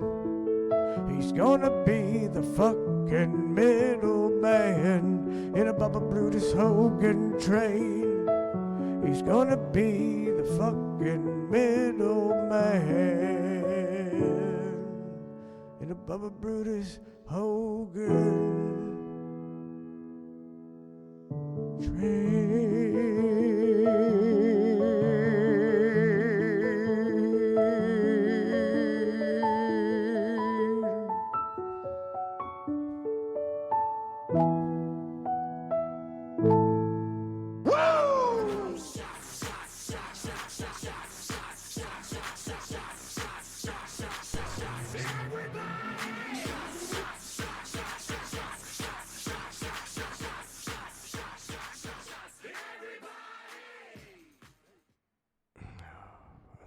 I can't think of a better way to drop the mic and end the show than that.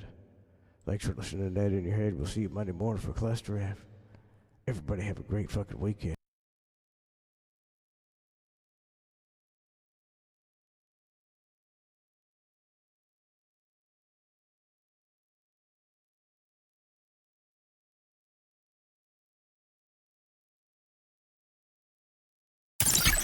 Discover the power of engaging stories and insightful conversations with The Hang. Dive into a world where Mike Manson-Waters and Matt Spice Lloyd are redefining the art of podcasting. From gripping tales to thought-provoking discussions, The Hang is your gateway to the best content in the history of the world. Don't miss out on the experience that everyone is talking about. The Hang. Elevate your listening journey. Up with the name for our last orange cat we had. Kitty. Thank you. Many creative names: Kitty, Fatty, Dummy, Mommy.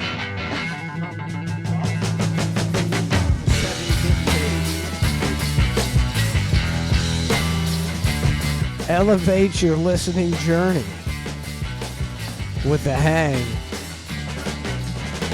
I think we lost 60%, 75% of the people in America when you said elevate your listening journey. They're like, what? What? Over our heads. Oh, man. I was watching The Voice last night. They were talking about they had Foreigner playing on there. It sounded good. Foreigner? Yeah. How old are those guys? Only reason it makes me think of it is because you said Journey. I think Journey. I think Foreigner, whatever. You know, and they were pretty old, but the guy was like on there and he's on. I just want to make an announcement. After 20 years of heading this band, I'm turning it over to whoever. And then they brought the new singer out on stage, so it was like his swan song or something like that. Was it Lou Graham? I have no idea. I was just like, and then the guy sang Jukebox Hero or something like that. I was like, man, like, what a weird way to retire on The Voice. How did he sound? It sounded pretty good, honestly. That's usually those when you I wouldn't retire if I was him. I would at a certain age. I would stick that gig out, though. You get in your late 60s, I would imagine, and you can't be singing Jukebox Hero, Jukebox Hero. mean, it's like that's insanity. It is pretty high. This is some high notes. He could wail. Lou Graham could wail like a mofo. I don't know who is the singer of Foreigner now. I don't know if it's the not- original guy. He's probably on their third singer. Couldn't tell you, but he was out there passing the torch last night, and I'm going. On some torch. level, that's a cool thing to do. You know, like, all right, you recognize it, time for you to go. All right, pass it along. But on the other hand, I'm going, and those guys could play every festival until the end of time, and you could just pick up an easy check and have the crowd sing. How old are they? I mean, I guess I don't know. Like, you know, you think, okay, you're 72 years old. Do you want to sit around and eat your porridge and stare at the TV, or do you want to be in front of 20,000 people? That's who are going, we love you. That's the rub, dude. That. I mean, think about how many people when they actually retire, how quick they sort of just like slide into some sort of downhill. They don't have anything to go for anymore. It's like, oh, I'm done. It's like, all right, what are you gonna do? Like nothing, and then you just kind of fade away. I don't know. That's what I'm doing right now. I'm fading away. No, you're in the mix. I'm in tip-top shape, buddy. In the mix. I feel better than I ever have. Hey, and you look better than you ever have too, sir. You look just the same as last time I saw you, man. Where are we gonna? Oh, hot topics. Where are we gonna go? Hot topics on the hang. See that we remembered real quick. If nobody has any topics, that's okay too. We got stuff, but I don't know. D Rents 75 says first time show follower. Ooh. And I'm all about hanging with my kids when they're ready. He's like me. He was like pre-planning. He was like, but hold only on. a couple more years. But wait, when they're ready, what age 18. are they? See, 18 Legal. Legal. It's not legal to drink, and you're over here having raging keggers. Oh, that that's doesn't right. seem. Yeah. I don't worry about the law. I worry about my moral compass. My Well, kids if weren't drinking or driving. If your true north was worrying about your moral compass, you would be within the bounds of the law. You see, law schmaw. Laws made by criminals, so I don't worry. I worry about my own laws. Isn't it weird? It is a weird argument and I know it's a sort of a lame argument on some level, but it holds some truth when they go, oh, somebody can go die for their country at 18, but they can't get a beer, and you go, God, I mean, it's true. It's a tough point to debate. Yeah, it's like It's like you win the debate with that one. give the kid a beer. Can't defend that one. I was watching the Osama bin Laden documentary on Netflix. Oh, Mike is he's smoking something out of a pipe. Cherry tobacco. Oh, cherry tobacco. Just like my dad used to do.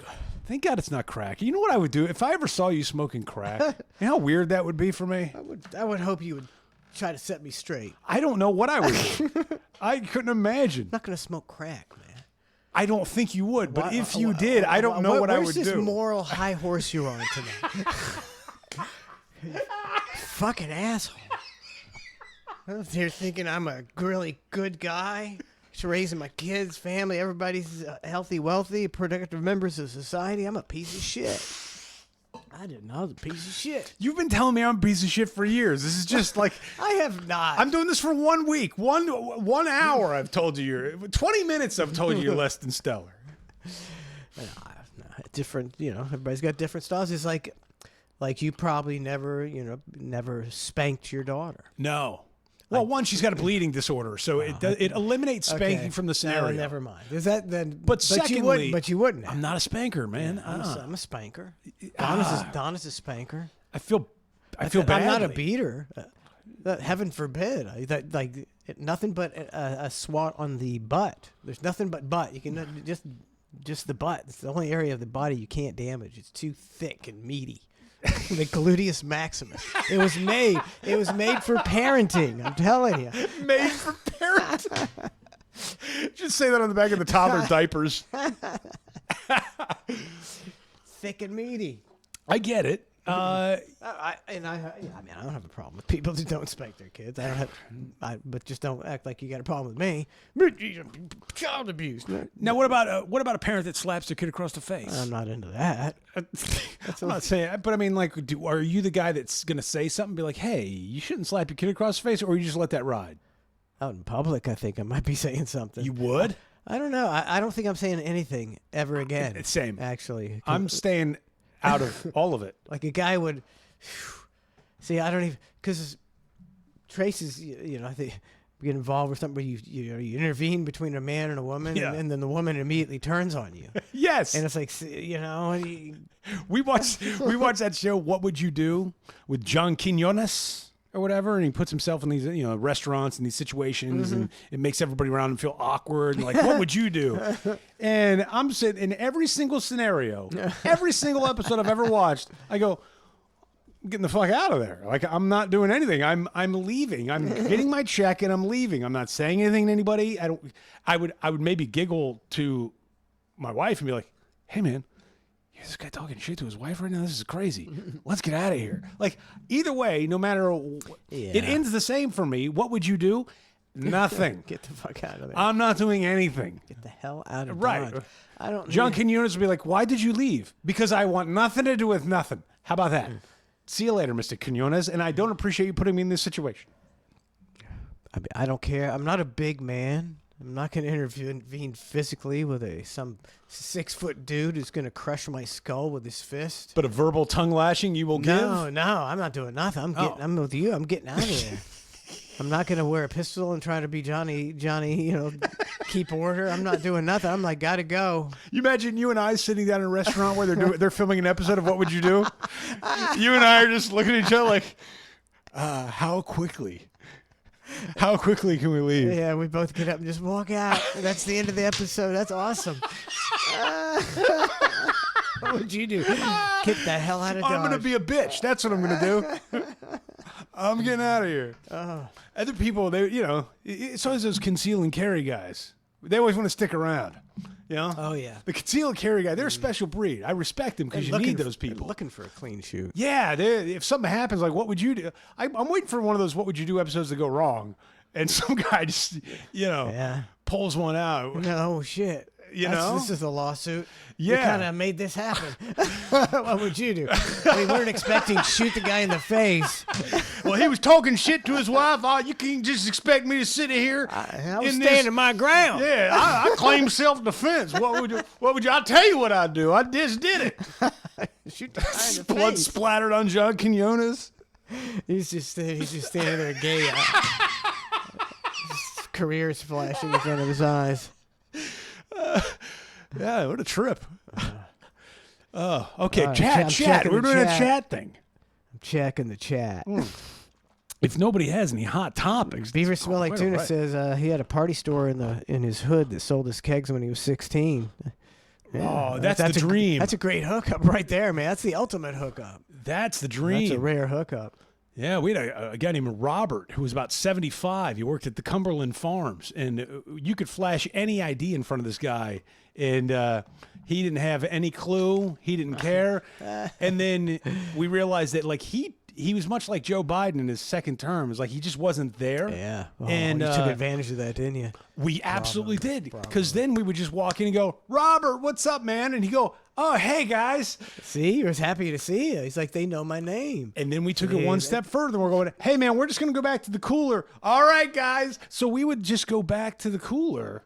And like he didn't even, there was no awareness on him at all.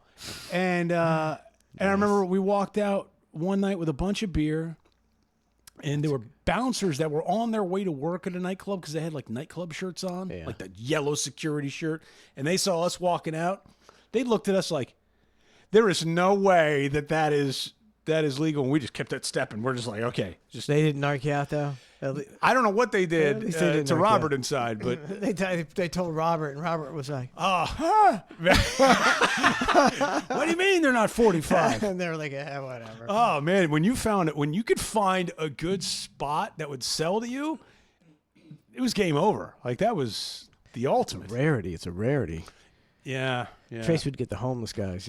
That's all he had to. Let's get the homeless guys to buy him drinks. See, I never did that. It's a shifty bunch. Trace is not. He'd go out and go to the homeless camp and hang out with them. Trace is a.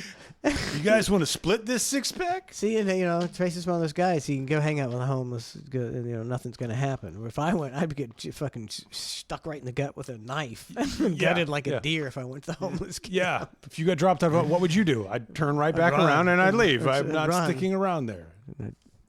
Bad torn meniscus be damned. I would hot-foot it out there.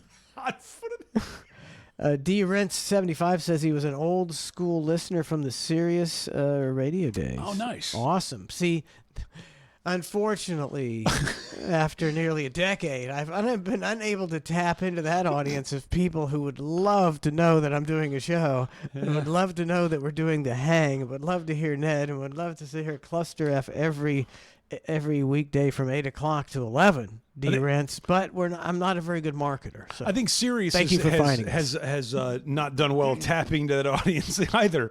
Their subscription, I don't know how that place is still going to be a business in 5 years for real.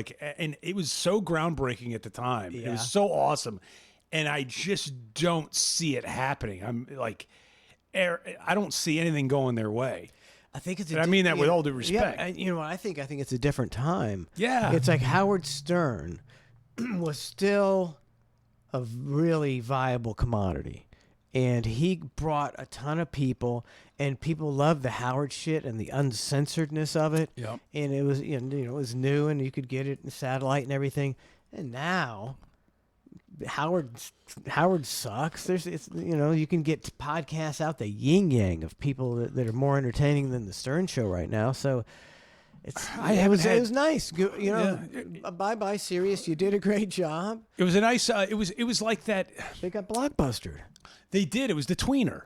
It was like, okay, not terrestrial, not pods, just right in that middle lane. In a nice decades-long run or more in that lane. And then that lane, they got to merge, and they didn't merge, so you go right into the barricade.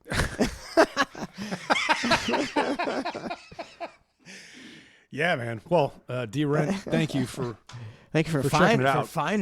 Awesome. Beaver Smell Like Tuna, 100 bits, giving us a Sally Struthers. Oh, thank you. I think Sally Struthers is even up to $2. $2 to feed an African. She's still alive? I don't even know. Maybe. I know we like playing the age game a little bit. What are we doing with Sally Struthers? What are we thinking? 74. All right, I was gonna say 73. Ooh, okay, it's hotly contested. Sally Struthers. I think Mr. T turned 73 today.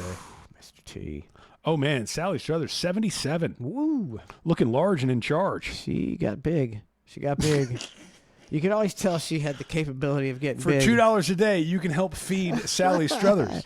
Yeah, she was just maintaining when she was young, just able to keep it under control. What do you think her net worth is?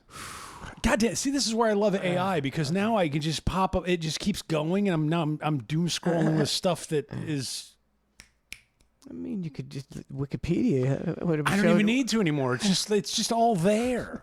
Wikipedia was there, Matt. This is more there. It's there quicker. What are you thinking? See, she could either be almost broke or I'm going to say having mailbox money from All in the Family. She's worth $20 million. Okay, now before I answer the question of how much is Sally Struthers' net worth, according to AI, is it wrong for Sally Struthers to be worth a bunch of money if her whole mission for the last number of years is to tell people to give money? Like, where does all the irony? Right, where does that monetary level come in? Where it's like, wait, you're worth this, and you're telling us to give $2? Like, why don't you give? How much are you giving, Sally? That's an interesting point. You know. With that being said, Sally Struthers has a net worth of $6 million. $6 million, allegedly. Huh, yeah. Maybe she was worth 20 and she gave 14 away to feed starving Africans. I don't know. I doubt it. I doubt it. I doubt it. $6 million. She probably just waived her appearance fee. It kind of reminds me of we gotta get to the chat after this. Oh yes. Of like I watched some of the U.S. Open golf tournament this weekend because I got somebody to root against. So I'm gonna root against Scotty Scheffler. Why? Because I saw a clip of him, and he was talking about Jesus, and he was talking about. He was talking about, he's so glad that Jesus gave him the talents and that he is bringing glory to Jesus by playing golf. Is he working that angle, or is he legit? He's worth $62 million. I think he's legit. He's worth $62 million. He plays a child's game of hitting a stick. It's like, as far as a Christian, you could be doing a lot more shit for Jesus than what you're doing, buddy. And I don't want to hear it. And now I hope you lose. Wow. Just a hardcore stance against Scotty. And he could feel that as long as he didn't say it. That you can be as big a Christian as you want, as long as you don't throw. You can say I'm a Christian, but don't throw it in my face. Now, what did he do to throw it in your face? Though? Just the whole thing of him. He's playing golf for Jesus. Was it overkill? It's just asinine logic. It's like you're justifying your riches and your story. He's storing up treasures on earth, and the Bible specifically says, "Do not store up treasures on earth." So when you got a super Christian who doesn't obey the Bible, I'm always like, I hope you lose, Scott. If I was worth $60 million, I would be like, hey, God, thanks, man. I would become Christian real fast.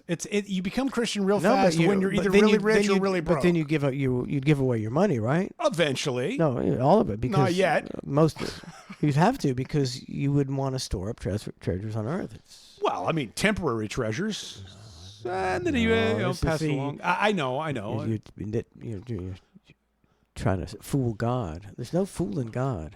Zero fooling God. Can't fool God. All these people, you're playing both sides of the fence. Well, I think God knows you're playing both sides of the fence, buddy, and you're going to hell. Damn it. You're going to hell too, Matt. Jesus Christ, dude. Where did that come from? You don't really believe, I can tell. You're faking the funk, man. You're faking the funk. There's something there. I believe that, too. I don't know. There could be something. Everything is too bizarre.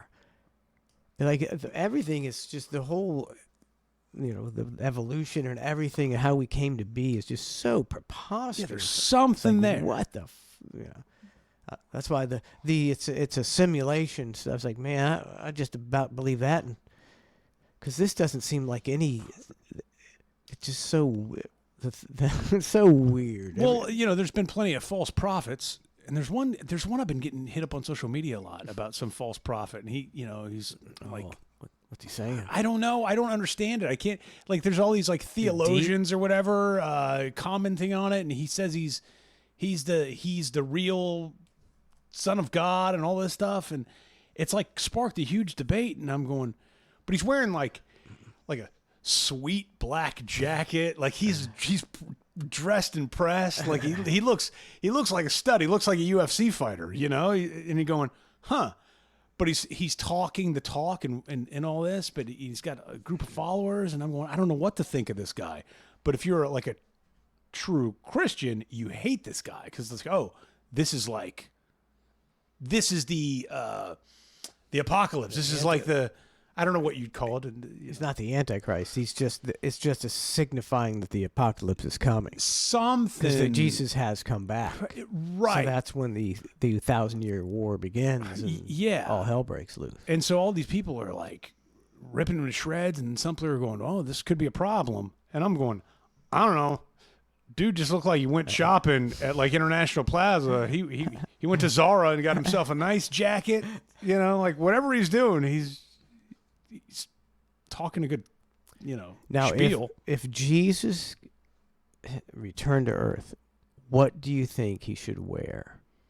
Because you want, he's not going to wear the same shit, because then I don't think people are going to take him seriously. Well, you can't go Hugo Boss, because that was Hitler. That was Nazi Germany. So he can't be dressed and pressed in the Hugo Boss style. Modern Jesus. Style-wise, or would he just be kind of t-shirt and jeans? He didn't have fancy robes back in the day. He dressed like everybody else. I think you go hippie. I think you go hippie. You go barista.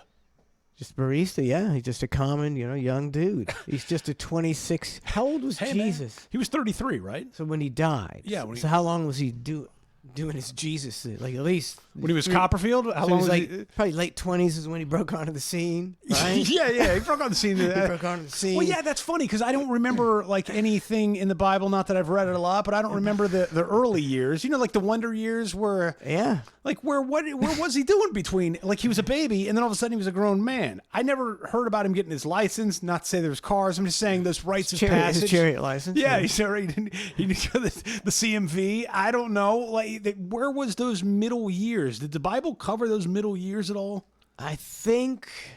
Like, did they talk about him going, hey, write a passage, you're 15, you get to drink some wine, or you're 18, you get to do this, or you get stomp grapes, whatever it is that they did. I think they totally skipped it. And then all of a sudden he's just they went from it was baby Jesus. And then there was 30-year-old Jesus. Yeah. When he was putting on shows. They're like, there's, what's a baby Jesus going to be doing? What are we going to be talking about? And they never talked about like the trials and tribulations of parenthood. Like they never talked about like Mary changing his diapers. Like was Joseph involved in the diaper changing? Like did they have marital spats? Was there issues in the marriage? Like besides the fact that okay, is a miracle baby. Besides that, like was there ever any discussion at all? Like did Mary ever say anything in the Bible? There was no book of Mary. They shut her down. I mean, you're making some good points. I mean, okay. I'm just spitballing here. Okay, so you're marrying Joseph. Yeah. And you got this miracle baby. Miracle baby. And you go back to your mud hut, in your neighborhood. Yeah, sure. And don't you want to go, we got a miracle baby. They're not telling anybody you got it. Did God tell you not to? I mean, the 3 magi came and gave gifts of frankincense and gold and myrrh because they knew it was a magic baby. Sure. So what this magic baby didn't cause a stir for 30 years? That's for what I'm saying. Like, where was years? the interim years? Was there a lost book? Was there like the Old Testament? Was there like a Middle Testament that we like didn't have access to? It's a little suspect. Yeah, it's highly suspect because a lot of missing years. They didn't know what to do with young Jesus.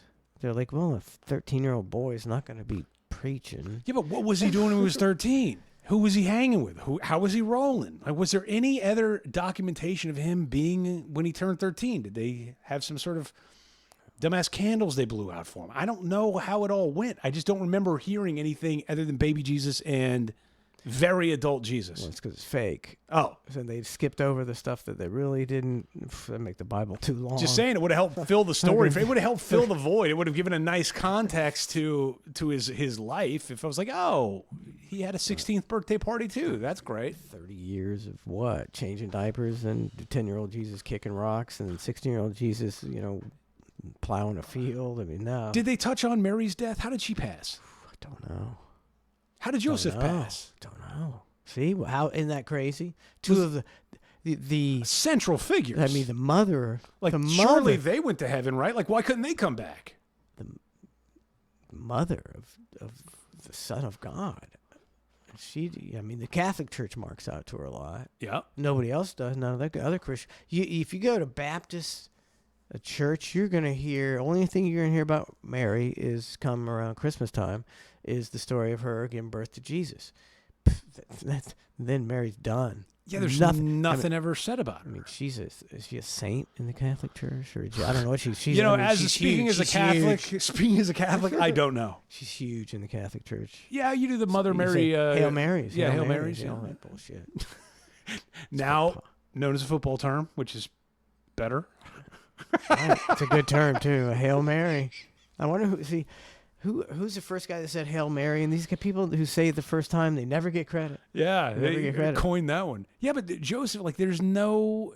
I mean, maybe we're wrong. I don't know, but I just don't ever remember hearing. Maybe we got to ask Pope Leo from Chicago. See what he has to say on the matter. Maybe, do they have answers of like how did Mary pass? Where is she buried? You'd have to. I'm going to Google some of this stuff. What happened to Mary? Why does anybody care about Mary other than the Catholics? Jesus had no brothers or sisters? So here's a throwback topic from Bruce Wayne 2025. Sure. Do you guys still talk to anyone from the old show?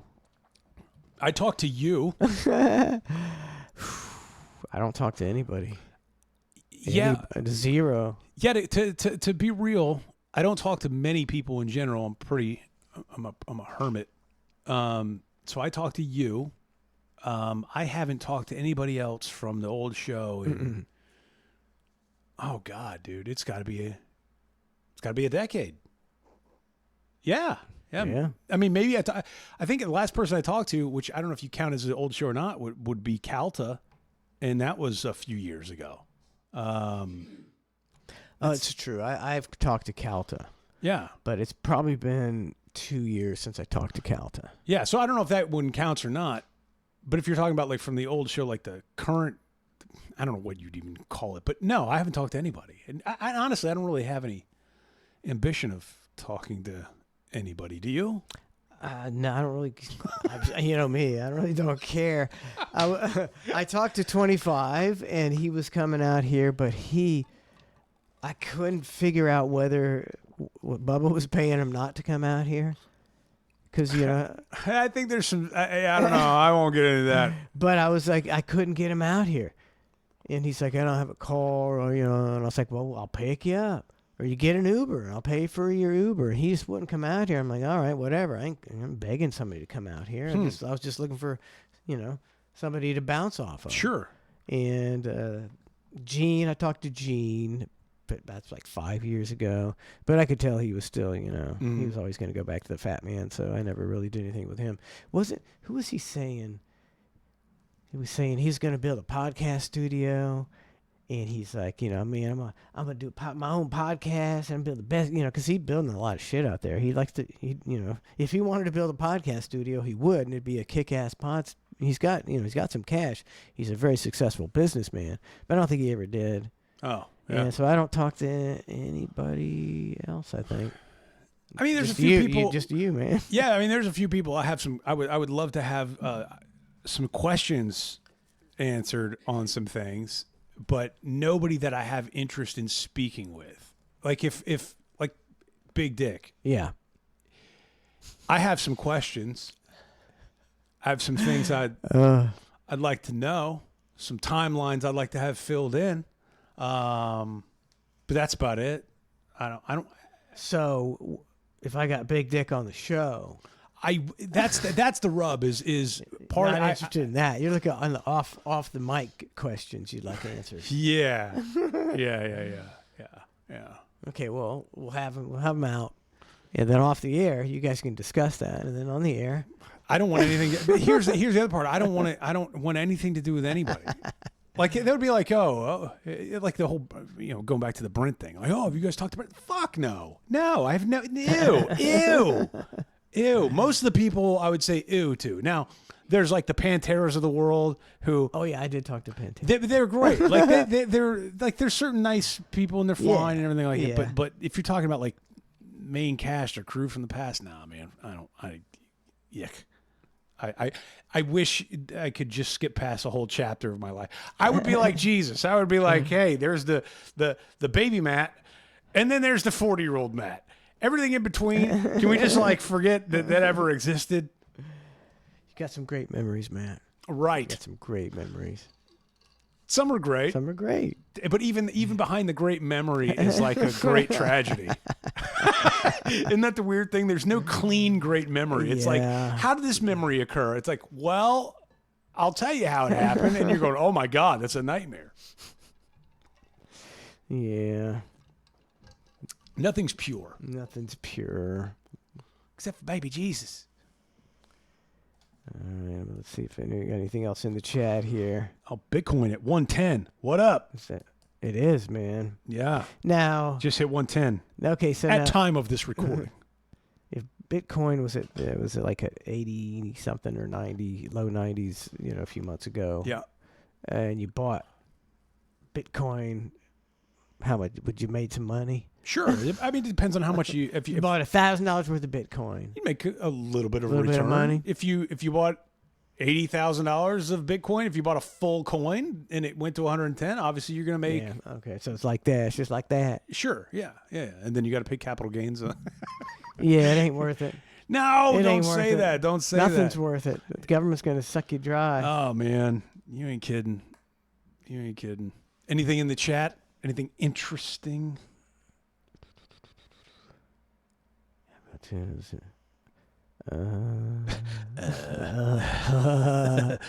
Is Howard Stern still on the air? Says Brian 2172. No, he's just serious. He's still on Sirius. But He's still on the air. He does 4 shows a year. yeah, I mean, you know, I don't blame him. No, He's, no. He doesn't need the money. He still likes working. Yeah. So he works like 2 days a week, or 2 or 3 days a week, and then he takes like 3 or 4 months of vacation a year. It's like, I don't blame him at all. No, I don't either. I don't know. If I could do that, I'd do it. Yeah. You know. I don't know what his churn rate on his cast is.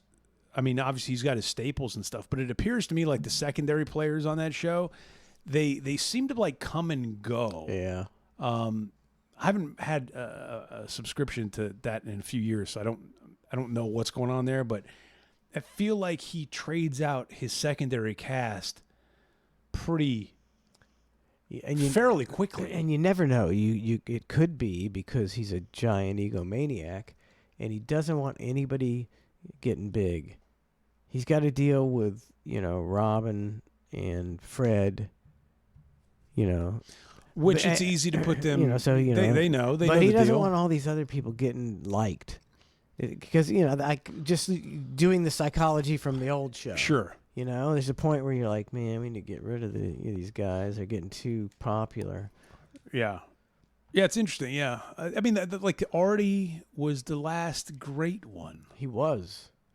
And then it's downhill from there. I mean, Richard and Sal do the great prank calls, and they do their things, and they used to do stunts and bits, but I don't even know if that's a thing anymore. I don't know what participation they have in the show, if it's major or minor. I don't know. I don't know. See, I wasn't a huge fan of Rich and Sal and the stuff they did. That wasn't my cup of tea, really. But it wasn't direct. It wasn't. I don't want to say competition to what you did, but it was. You see things through a creative lens, and you're going, okay, their creative lens. It was a different creative lens than yours was. You would have a different art to your prank calls and the way that you came at stuff. They were more. It was just different. I don't know how to. I could understand. I can appreciate your stance on being like, Richard and Sal, not my cup of tea. But they, I mean, just relentless entertainers. Mm-hmm. Just guys who would sell out for the gag. Always on. I didn't find them to be that humorous, but I appreciated that. That's a major league operation. Having those two guys and letting them do what they do, and that's all. That's a big time show you got going there. So even when he went to Sirius, he still had a big time show, and now it's not. It's just not big time anymore. See, God, this seems like a downer of a conversation. I don't know. I couldn't tell you if it's. I don't know. I don't even know how many days of the week he's on air. I don't know. It's a rough one. I would hope that. I mean, dude, at what point? I mean, I don't know. What point do you hang it up? I don't know. Like, if I were him and you enjoy what you're doing, you can get paid buku dollars and have a great life and only go to work for a few days a week and it keeps you fresh, it keeps your mind right and all that stuff. Cool. Keep it going. But I mean, if somebody was paying us for the hang, 20 years from now, on a Wednesday night, having some drinks and talking, it would be like still something that I would be looking forward to. So it wouldn't be a job, so I would still do it. Yeah. Even though it'd be preposterous. This is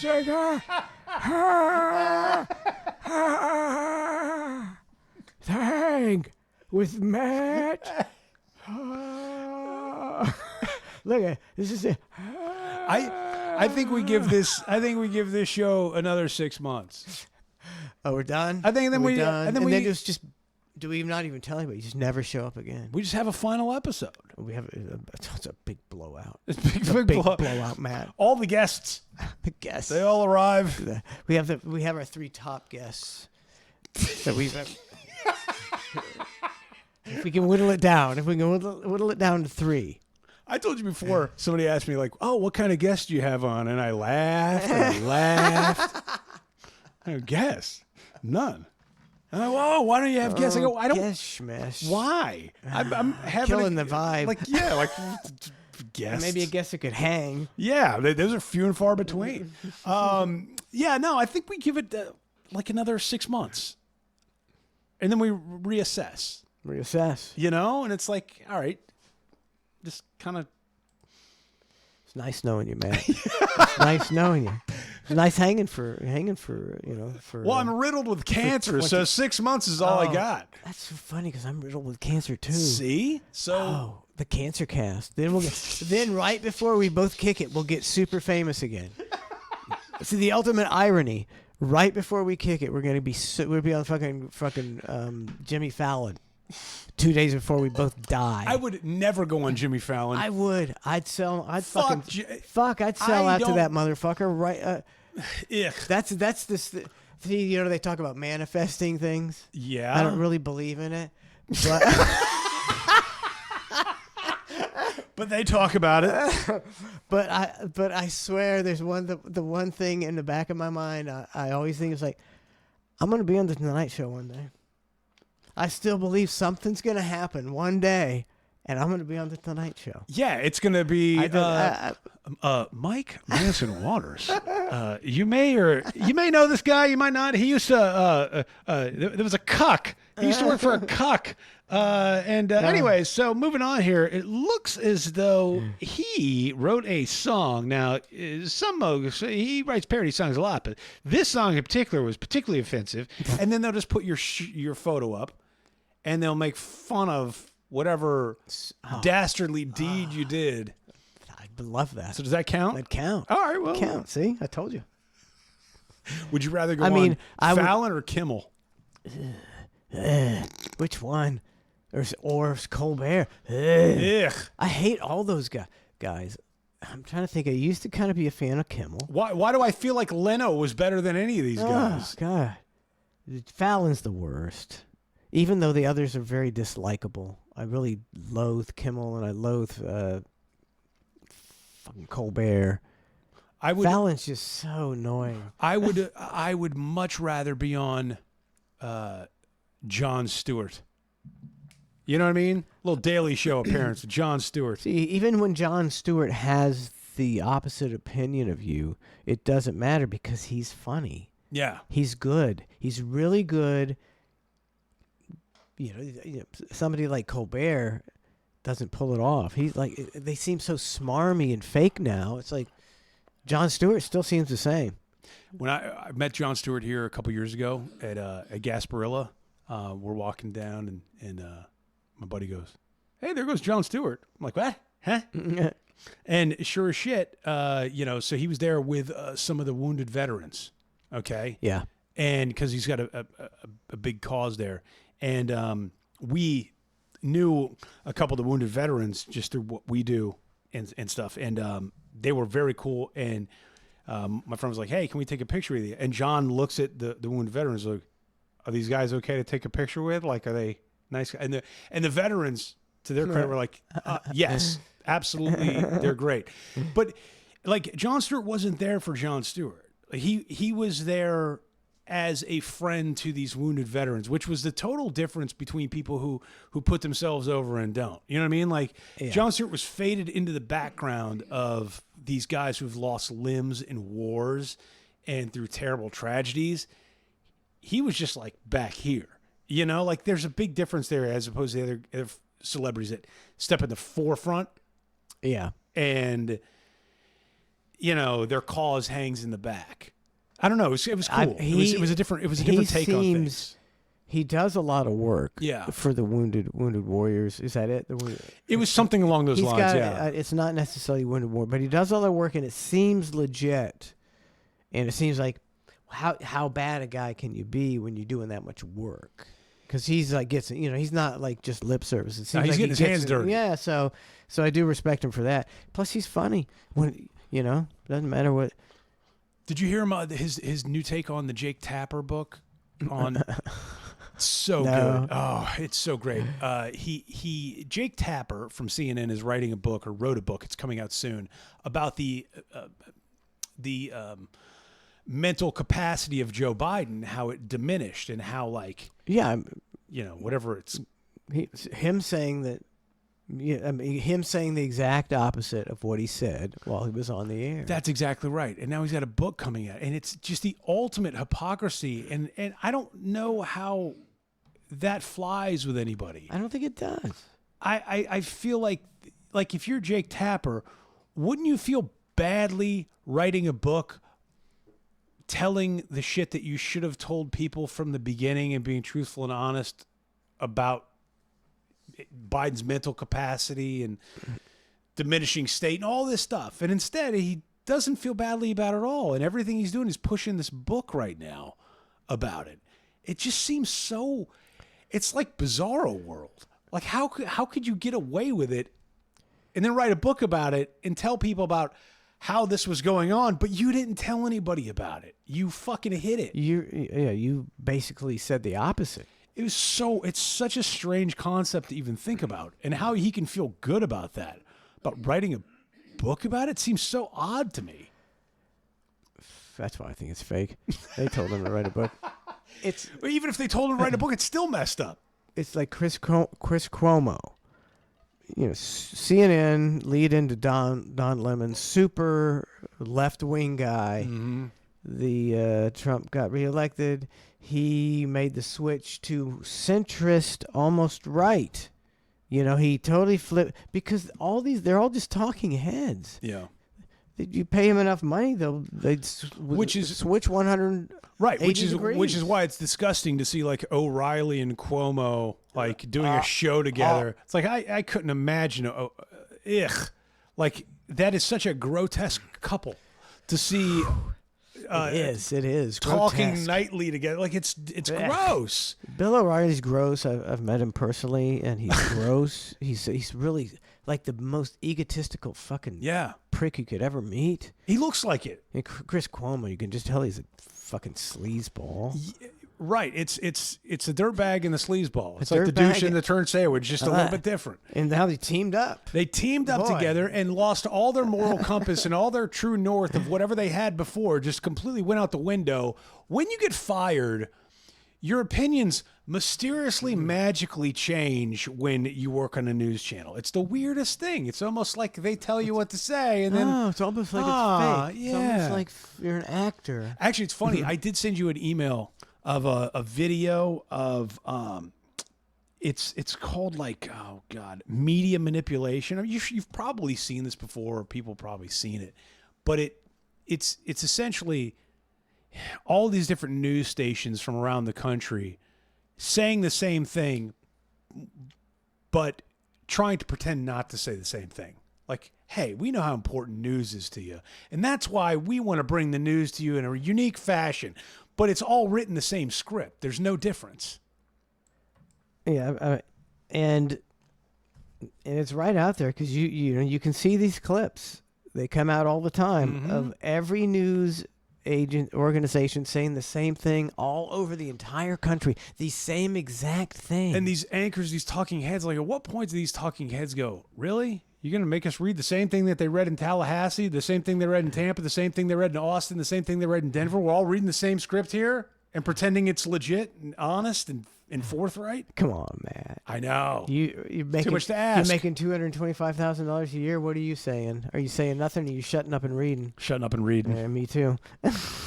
Hi, I'm Fox San Antonio's Jessica Headley. And I'm Ryan Wolf. Our greatest responsibility is to serve our Treasure Valley communities, the El Paso, Las Cruces communities, Eastern Iowa communities, Mid-Michigan communities. We are extremely proud of the quality, balanced journalism that CBS 4 News produces. but we are concerned about troubling irresponsible one-sided stories plaguing our country. The sharing of biased and false news has become all too common on social media. More alarming, some media outlets publish these same fake stories without checking facts first. The sharing of biased and false news has become all too common on social media. More alarming, some media outlets simply aren't true without checking facts first. They know they're about to get blockbustered, the mainstream news media, and so they have to demonize social media. You know, any platform that isn't their media, they gotta fucking brainwash you to thinking that they are the oracle of truth when it's exactly the opposite. It's true. I've become such a fan of the outlier opinion because it's almost like the more outlier of opinion is out there on social media, the truer it becomes over the course of time. I believe you're right. And might not be in 4 months, might not be in 6 months, might not be in 12 months. But that outlier, the dude who's in a desert and he's got his iPhone, he's going, let me tell you why the government's doing this. That's the guy I go, oh, that's an opinion I haven't heard before. And I like that. Like that seems real to me. Somebody now. who's not, bought and paid for. Bought and paid for. Yeah, why? And it's so messed up. As before, that would have been like the opinion everybody would laugh at. Yep, myself included. I would have been like, this guy's crazy. Like, you see this guy with a cell phone in the desert talking about UFOs? It would seem nuts. And now I'm going, I like that guy in the desert with his cell phone talking about UFOs. Yeah, me too. You got the same algorithm I do, buddy. You know, it's great. Unfortunately, some members of the media use their platforms to push their own personal bias and agenda to control exactly what people think. And this is extremely dangerous to our democracy. This is extremely dangerous to our democracy. This is extremely dangerous to our democracy. This is extremely dangerous to our democracy. See, they don't give a shit about their... It's so blatant and in your face, dude. It's so...